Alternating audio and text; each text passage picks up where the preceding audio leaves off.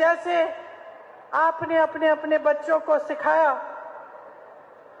उसी तरह से मैं आपसे कहना चाहती हूं कि जो आज की राजनीति है उसको सच्चाई के रास्ते पे लाने के लिए आपका बहुत बड़ा योगदान होगा। अब आप देख रही हैं कि जब पहले सरकार थी वो कैसी थी और जब कांग्रेस की सरकार आई है वो कैसी है। तो आप खुद समझिए कि कोई आपके मंच पर खड़े होकर सच्चाई की बात कहता है, कोई काम की बात करता है, विकास की बात करता है तो वो काम करके दिखाएगा। यहाँ रेवंत जी भी बैठे हैं। तेलंगाना में भी जो गारंटी दी थी वो आज पूरी हो रही है।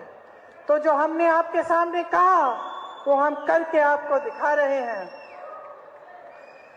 देखिए, जैसे आप सबने अपने बच्चों को सच के बारे में सिखाया, उस तरह से मैंने भी अपनी माँ से कुछ सीखा। और मैंने सबसे बड़ी चीज अपनी माँ से ये सीखी कि राजनीति और जीवन में जब हम कुछ कहते हैं तो हमारी जबान पक्की होनी चाहिए। अफसोस इस बात की है मेरी प्यारी बहनों और मेरे भाइयों कि मोदी जी की जबान कच्ची है। हर स्तर पर आपको झूठ बोला है। 15 लाख आपके खातों में डालने की बात की, झूठ निकला।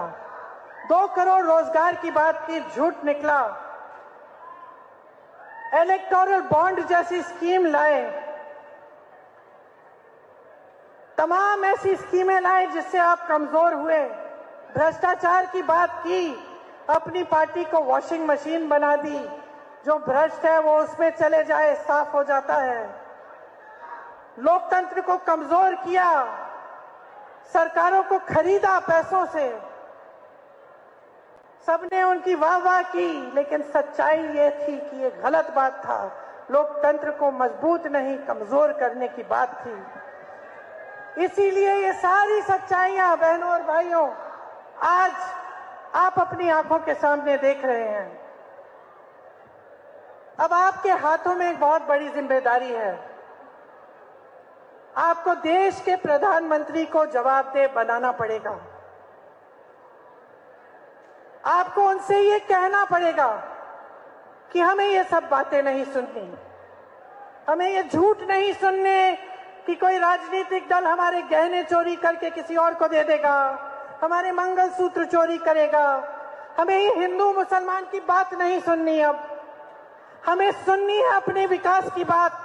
हम चाहते हैं तुम मुद्दे पे आओ, मोदी जी यहाँ खड़े होकर आपको जवाब दें, आपके मुद्दों पे जवाब दें। ये आपको बता कर जाए कि इनकी 10 सालों से सरकार है, यहाँ पे आपको पीने का पानी क्यों नहीं मिल रहा है।